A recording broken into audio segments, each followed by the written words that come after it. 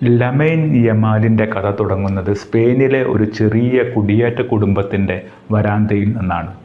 2007 July 13 കാറ്റലോണിയയിലെ ഒരു കുഞ്ഞ് ആശുപത്രിയിലാണ് യമാൽ ജനിക്കുന്നത്.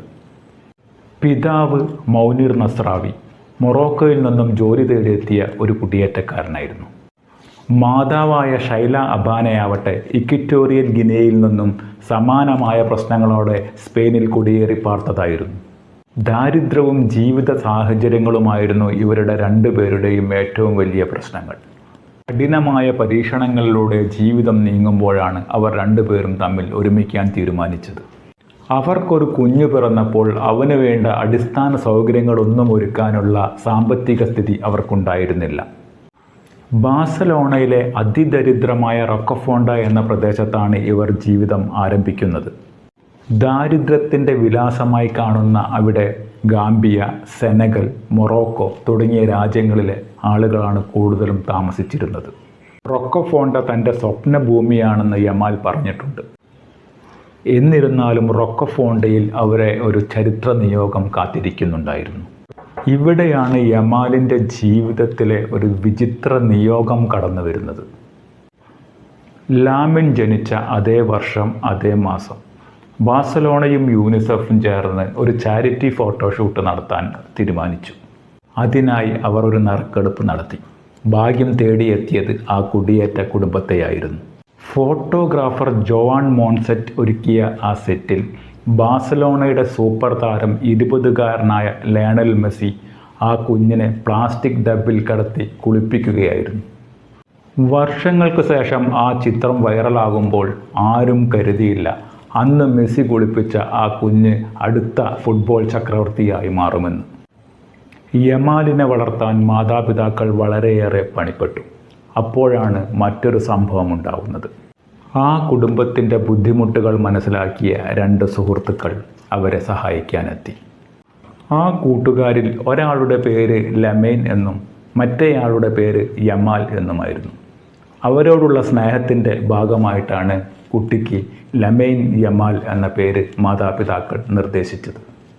സ്കൂൾ കഴിഞ്ഞാൽ ലാമിൻ്റെ ലോകം തെരുവായിരുന്നു. നല്ല ഷൂസോ ഫുട്ബോളോ കയ്യിലുണ്ടായിരുന്നില്ല. പക്ഷേ പന്തിനോട് തീവ്രമായ പ്രണയമുണ്ടായിരുന്ന ആ കുട്ടി 4ാം വയസ്സിൽ അവിടുത്തെ ക്ലബ്ബിൽ ചേർന്നു. എതിരാളികളെ കാഴ്ചക്കാരാക്കി അവൻ പന്തുമായി മുന്നേറിക്കൊണ്ടേയിരുന്നു. 7ാം വയസ്സിലാണ് യമാലിൻ്റെ ഫുട്ബോൾ ജീവിതത്തിലെ ഏറ്റവും വലിയ വഴിത്തിരിവുണ്ടാവുന്നത്. ബാഴ്സലോണയിലെ ഫുട്ബോൾ അക്കാദമിയായ ലാ മാസിയ അവൻ്റെ മുന്നിൽ വാതിലുകൾ തുറന്നു. ലോകത്തിലെ വമ്പൻ ഫുട്ബോളർമാർ പരിശീലിച്ചിറങ്ങിയ കളരിയാണ് ലാ മാസിയ. അവിടെ പഠിച്ചവരാവട്ടെ സാവി, ഇനിയസ്ത, സെർജിയോ ബുസ്കറ്റ്സ്, എന്തിന് സാക്ഷാൽ ലയണൽ മെസ്സി പോലും ലാ മാസിയയുടെ ഉൽപ്പന്നമാണ്. അവിടെ വെച്ച് യമാൽ ഒരു സത്യം തിരിച്ചറിഞ്ഞു. നല്ലൊരു ഫുട്ബോളറാവണമെങ്കിൽ ടാലൻറ്റ് മാത്രം പോരാ, ചോര നീരാക്കണം.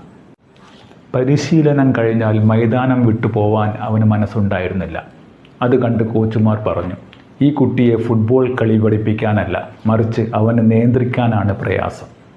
2023 ഏപ്രിൽ ബാഴ്സലോണയുടെ പരിശീലകനായ സാവി ഹെർണാണ്ടസ് ധീരമായ ആ തീരുമാനമെടുത്തു. വെറും 15 വയസ്സും കേവലം 290 ദിവസം പ്രായവുമുള്ള യമാലിനെ അദ്ദേഹം സ്പാനിഷ് ടീമിലേക്ക് എടുത്തു. സ്പാനിഷ് ഫുട്ബോളിൻ്റെ ചരിത്രം അവിടെ തിരുത്തപ്പെടുകയായിരുന്നു. പിന്നീട് നടന്നതെല്ലാം കൊടുങ്കാറ്റിൻ്റെ വേഗതയിലായിരുന്നു. സ്പെയിനിൻ്റെ ദേശീയ ടീമിൽ അരങ്ങേറ്റം, അതോടൊപ്പം ഗോളുകളും. സ്പെയിനിൻ്റെ ദേശീയ ടീമിൽ കളിക്കുന്ന ഏറ്റവും പ്രായം കുറഞ്ഞ താരവും ഗോൾ വേട്ടക്കാരനുമായി അവൻ മാറി.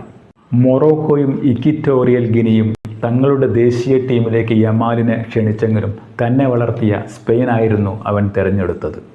2024 യൂറോ കപ്പ്. പ്രായം വെറും 16. ആ കപ്പിൽ അവനൊരു കൊടുങ്കാറ്റായി മാറുകയായിരുന്നു.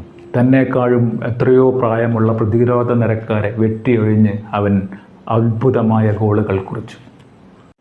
ഫ്രാൻസിനെതിരെ അവൻ യൂറോ കപ്പ് ചരിത്രത്തിലെ ഏറ്റവും മനോഹരമായ ഒരു ഗോൾ അടിച്ചു. ആ ഗോൾ സ്പെയിനിനെ മത്സരം വിജയിപ്പിക്കുകയായിരുന്നില്ല, അതൊരു വിളംബരമായിരുന്നു, ഒരു പുതിയ താരത്തിൻ്റെ വിളംബരം. ഞാൻ നാളെയുടെ വാഗ്ദാനമല്ല, ഇന്നത്തെ യാഥാർത്ഥ്യമാണ്. ഗോൾ നേടിക്കഴിഞ്ഞാൽ അവൻ കൈകൊണ്ട് കാണിക്കുന്ന ഒരു സംഖ്യയുണ്ട്, 304. എന്താണ് 304 കൊണ്ട് ഉദ്ദേശിക്കുന്നത്? അതൊരു രഹസ്യ കോഡല്ല.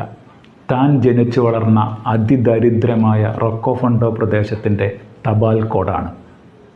വന്ന വഴി മറക്കാത്ത കുടിയേറ്റക്കാരനായ ആ മനുഷ്യനായിരിക്കുമോ ഇനി ഫുട്ബോൾ ലോകം നിയന്ത്രിക്കാൻ പോകുന്നത്? നിങ്ങളുടെ അഭിപ്രായം താഴെ കമൻറ്റ് ചെയ്യുക.